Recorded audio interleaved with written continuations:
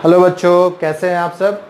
आज का हमारा टॉपिक है basic properties of electric charges. Right, जैसे कि नाम से पता चल रहा है बेसिक प्रॉपर्टीज हम देखने वाले हैं इलेक्ट्रिक चार्जेस की। वैसे तो इलेक्ट्रिक चार्जेस की बहुत सारी प्रॉपर्टीज हैं, पर उनमें से कौन सी बेसिक सबसे इंपॉर्टेंट प्रॉपर्टी है जो हमें इलेक्ट्रिक चार्ज के ज़्यादा करीब ले जाएगी, हमें ज़्यादा पता करेगी कि क्या उसका नेचर है, कैसे वो बिहेव करता है। राइट, आइए देखते हैं basic properties of electric charges में। सबसे पहले तीन बेसिक प्रॉपर्टीज हैं हमारे पास। राइट, उनको समझ लेते हैं। पहला, दैट इज एडिटिविटी।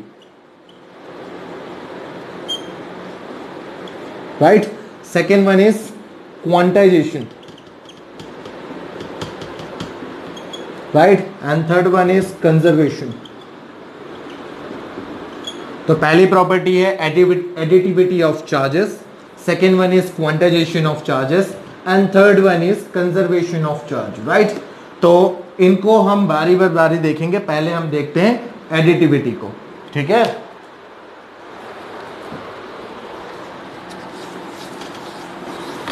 चलिए आइए देखते हैं सबसे पहली property, that is additivity.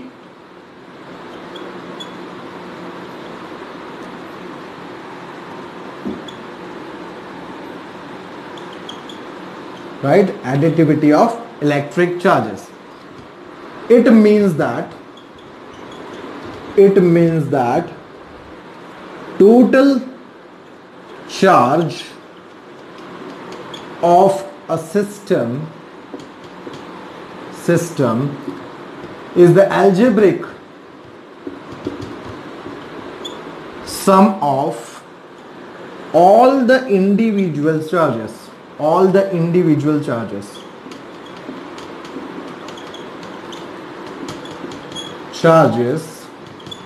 which are located at different point inside the system. Right, देखिए इसका मतलब क्या हुआ। मान लीजिए आप यहां पर कोई एक रैंडम सिस्टम ले लीजिए। ठीक है, अब उस रैंडम सिस्टम में आपके पास चार्ज प्रेजेंट है। ये Q1 चार्ज है यहां पर, ये Q2 चार्ज है, Q3, Q4 और Qn चार्ज। राइट, तो इस हिसाब से आपके पास सिस्टम में Qn चार्जेस हैं। ठीक है, तो ये प्रॉपर्टी क्या दिखाती है, देखिए total charge of the system. मानिए कि मुझे टोटल चार्ज फाइंड करना है, तो total charge of this system is Q is equal to, देखिए total charge of the system is algebraic sum of all the charges, all the individual charges which is present inside the system. So it is Q is equal to Q1 plus Q2 plus Q3 plus Q4 up to Qn. Right, ये जो property हुई addition of charges, right, to give the total charge, इसको कहते हैं additivity of electrical charges. Right, ये बहुत important property है, आप इसको समझिए। मान लीजिए if system contain four charges, मान लीजिए सिस्टम में 4 चार्ज हैं, हम मान लेते हैं चार्जेस को, that is suppose to be the -2 microcoulomb, -3 microcoulomb, other is -4 microcoulomb and +5 microcoulomb. तो इस हिसाब से ये देखिए इतने चार्जेस सिस्टम में हैं, तो मुझे टोटल चार्ज फाइंड करना है, मतलब इनका नेट चार्ज फाइंड करना है। तो टोटल चार्ज क्या होगा, sum of all the individual charges, मतलब it is -2 microcoulomb, -3 microcoulomb, -4 microcoulomb and +5 microcoulomb. तो आप देखेंगे टोटल चार्ज क्या आ रहा है यहाँ पे, -5 और ये +5 चार्ज न्यूट्रल हो जाएंगे, कैंसिल कर देंगे एक दूसरे को। तो बचा हुआ चार्ज क्या निकल रहा है, total charge of the system is now -4 microcoulomb. तो ये जो प्रॉपर्टी है, this is called additivity of electric charges. Right, चलिए अब हम देखेंगे सेकेंड प्रॉपर्टी।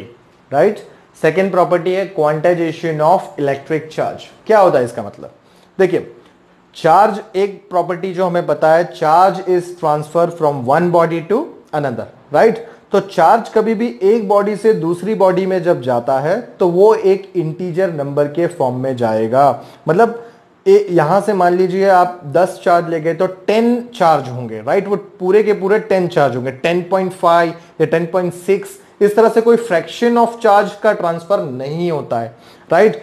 तो इसे क्या कहते हैं, क्वांटाइजेशन ऑफ चार्ज कहते हैं। इसे हम समझते हैं यहां पर। सेकेंड प्रॉपर्टी जो है quantization of charge of electric charge. देखिए, इट इज अ प्रॉपर्टी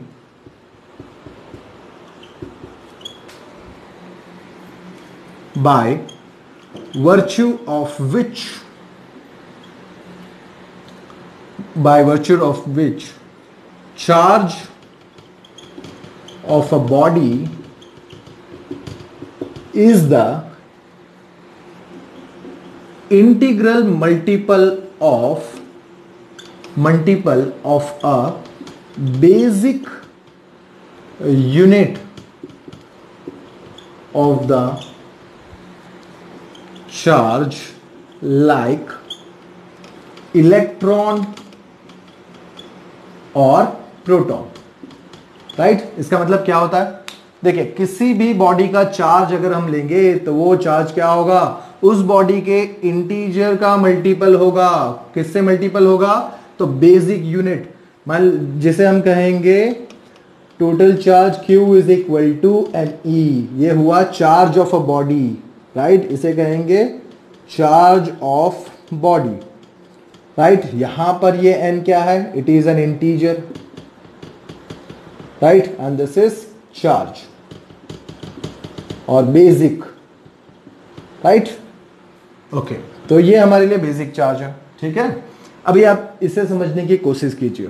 देखिए, किसी भी बॉडी का चार्ज क्या होगा, उस बॉडी का चार्ज, टोटल चार्ज उस बॉडी के यूनिट चार्ज या बेस चार्ज जो है उसके इंटीजर मल्टीपल का फॉर्म होगा, राइट। ये होता है क्वांटाइजेशन ऑफ चार्ज, राइट। मान लीजिए if body have n1 number of electron and n2 number of proton, then charge of the body is equal to, क्या लिखेंगे, देखिए चार्ज ऑफ बॉडी क्या लिखेंगे, यहां पे मैंने क्या लिखा है, n1 number of electron and n2 number of proton, right. तो चार्ज क्या लिखेंगे, it is n2 into proton base charge, right, plus क्या होने वाला है, integer n1 into base charge which is electron for n1, right. तो total charge जो निकलेगा वो यहां पर कुछ इस तरह से निकलेगा, which is Q is equal to, क्या होगा, it is n2 minus of n1 to the charge, right, base charge. तो ये फॉर्म हमें मिलेगा बॉडी के अंदर, ठीक है। आइए क्वांटाइजेशन ऑफ चार्ज की और भी दूसरी बातें समझते हैं हम लोग यहां पर। इंपॉर्टेंट बात जैसे कि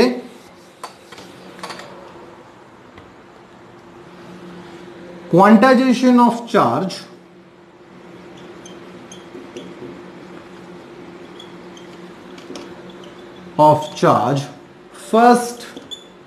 first suggested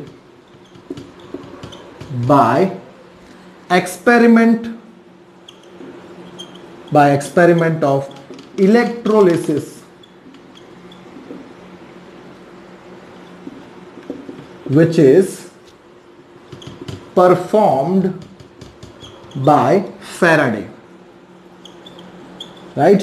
तो सबसे पहले क्वांटाइजेशन, चार्ज क्वांटाइज्ड फॉर्म है, क्वांटाइज फॉर्म में होते हैं, ये सबसे पहले किसने कहा था, फेराडे ने कहा था। किसके ऊपर से कहा था, अपने इलेक्ट्रोलिसिस के एक्सपेरिमेंट के ऊपर से कहा था। लेकिन तब कोई प्रॉपर एविडेंस नहीं आए थे पक्के तौर पर, राइट, जो बाद में हमें मिलिकन ऑयल ड्रॉप एक्सपेरिमेंट से मिले, राइट। तो यहां पर हम लिखेंगे Millikan's oil drop experiment gives the quantization of charge property, right. तो मेलिकिन के जो ऑयल ड्रॉप एक्सपेरिमेंट था, उन्होंने बाद में क्वांटाइजेशन ऑफ चार्ज की प्रॉपर्टी का एक्सपेरिमेंट एविडेंसेस दिए, ठीक है। आइए देखते हैं कुछ और इंटरेस्टिंग बातें चार्ज रिलेटेड, राइट। देखिए, रिसेंट अभी एक्सपेरिमेंट से हमें यह पता चला है कि चार्ज के अंदर भी दूसरे सब पार्टिकल्स होते हैं, राइट। जैसे हमारे प्रोटॉन और न्यूट्रॉन हैं, राइट। मान लीजिए प्रोटॉन तो एक चार्ज है और न्यूट्रॉन एक न्यूट्रल पार्टिकल है, लेकिन वो भी किसी सब पार्टिकल से बने हुए हैं, राइट। देखिए, charges are made of 3 quarks each, right. अभी क्वार्क्स क्या है? देखिए, क्वार्क्स एक ऐसे पार्टिकल हैं जो प्रोटॉन और न्यूट्रॉन्स को बनाते हैं, राइट। अभी क्वार्क्स की जो वैल्यू है, राइट, वो हम इलेक्ट्रॉन्स के ऊपर से देते हैं, राइट, क्योंकि क्वार्क्स का इंडिविजुअल एविडेंस अभी तक हमें नहीं मिला है, राइट। इसलिए हम प्रोटॉन और इलेक्ट्रॉन या न्यूट्रॉन को अभी एलिमेंट्री पार्टिकल नहीं मानते, क्योंकि इनका इंडिपेंडेंट एग्जिस्टेंस अभी तक हमको नहीं मिला है। क्वार्क जो पार्टिकल है उसका इंडिपेंडेंट एग्जिस्टेंस नहीं मिला है। इसलिए क्वार्क के टाइप समझिए आप। क्वार्क के वैसे तो बहुत टाइप्स होते हैं, पर हम अभी सिर्फ 2 डिस्कस करने वाले हैं। One is up quark, right, and second one is down quark, right. Up quark को आप यू से दिखाते हैं और डाउन क्वार्क को आप स्मॉल डी से, राइट। अप क्वार्क की जो वैल्यू होती है वो है +2/3 ऑफ इलेक्ट्रॉन स्पिन, राइट, और डाउन क्वार्क की जो वैल्यू है वो -1/3 ऑफ इलेक्ट्रॉन स्पिन, ठीक है। तो आइए देखते हैं ये कैसे बनते हैं, प्रोटॉन को कैसे बनाते हैं। मतलब आपको मान लीजिए प्रोटॉन बनाना है, ठीक है, तो 3 ऐसे पार्टिकल्स क्वार्क को मिक्स करेंगे, मिलाएंगे और आपको प्रोटॉन मिलेगा। देखिए कैसे बनते हैं वो। आपको ये पता है कि प्रोटॉन की पोलैरिटी +1 है, राइट, +E है, ठीक है। तो मुझे इसके लिए क्या करना पड़ेगा? +E लाने के लिए देखिए +2/3, राइट, यहां पर -1/3 और यहां पर आप ले लीजिए +2/3, राइट। तब ये क्या होगा? देखिए कितना हुआ ये, इट इज 4 - 1/3, ठीक है। तो ये क्या हुआ? 3/3, मतलब 3/3 ऑफ इलेक्ट्रॉन्स आपको यहां पर मिले, विच इज ओनली 3 + E, ठीक है। तो प्रोटॉन्स को बनाने के लिए मुझे क्या चाहिए? 2 अप क्वार्क चाहिए। देखिए 2 अप क्वार्क और एक डाउन क्वार्क। तो ये कॉम्बिनेशन किसका हुआ? UUD का हुआ। देखिए हुआ ना UUD का। 2 अप क्वार्क लिए मैंने और 2 डाउन क्वार्क लिए। इसी तरह अब मुझे न्यूट्रॉन बनाना है, ठीक है। तो न्यूट्रॉन बनाने के लिए क्या होगा? देखिए न्यूट्रॉन बनाने के लिए मैं एक +2/3 इलेक्ट्रॉन ले लेता हूं, दूसरा -1/3 इलेक्ट्रॉन है और तीसरा क्वार्क वापस -1/3 इलेक्ट्रॉन है। तो देखिए क्या होगा इनका सॉल्यूशन? सब बेस कॉमन है, राइट, तो कॉमन 3, इट इज +2 - 1 - 1, तो क्या हो जाएगा? It is 0। तो आपको पता है प्रोटॉन न्यूट्रॉन के पास कोई चार्ज नहीं होता, तो यहां पर आपको देखिए 3 कॉम्बिनेशन ऑफ क्वार्क से क्या मिला? No charge, right. तो न्यूट्रॉन्स को बनाने के लिए कॉम्बिनेशन यूज होता है UDD, एक अप क्वार्क और 2 डाउन क्वार्क, राइट। तो ये हुआ क्वांटाइजेशन ऑफ चार्ज और उसके अंदर हमने देखा quark, which is a very important quantity. Clear? चलिए आइए देखते हैं last property of electric charge, जो बहुत ही ज्यादा इंपॉर्टेंट है, which is conservation of electric charge, right, और conservation of charge.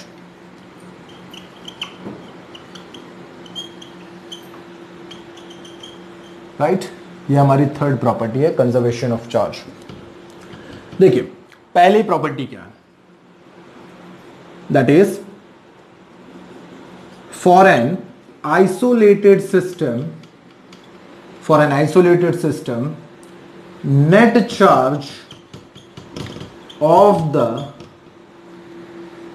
system will always remain constant, right?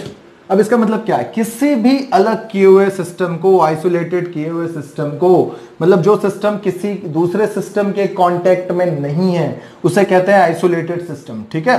तो ऐसे सिस्टम का नेट चार्ज हमेशा कैसा रहता है? कांस्टेंट रहता है, वो कभी भी चेंज नहीं होता है। इसका एक एग्जाम्पल भी ले सकते हैं, जैसे आप मान लीजिए यूनिवर्स, राइट? अगर हम यूनिवर्स को, एंटायर यूनिवर्स को एक आइसोलेटेड सिस्टम माने, तो हम ये कह सकते हैं कि यूनिवर्स का नेट चार्ज कभी भी चेंज नहीं होता है, राइट? तो from starting to till now और आफ्टर दैट इसका चार्ज हमेशा कैसे रहने वाला है? Constant, right? तो ये हुई पहली बात जो आपको याद रखनी है, राइट? सेकेंड बात आपको पता है, जैसे कि कंजर्वेशन ऑफ एनर्जी का स्टेटमेंट आपको पता होगा, that energy can never be created nor be destroyed, right? It can only transfer from one point to another. उसी तरह यहां पर क्या होता है? one form to another. तो उसी तरह यहां पर क्या होता है? सेम वैसा ही स्टेटमेंट है, खाली एनर्जी की जगह हमें क्या यूज करना है? Word charge. तो देखिए, charge can never be created nor be destroyed, right? Charge can never be created nor be destroyed. It can only be transferred from one body to another body, right? मतलब सीधा मतलब क्या हुआ? Charge को कोई बना नहीं सकता, ना कोई चार्ज को खत्म कर सकता है, राइट? मार सकता है। चार्ज हमेशा क्या होता है? किसी एक बॉडी से दूसरी बॉडी में ट्रांसफर होता है, राइट? तो ये जो प्रॉपर्टी हुई, इन दोनों को मिलाकर हम कहेंगे it is conservation of charge, right? Thank you.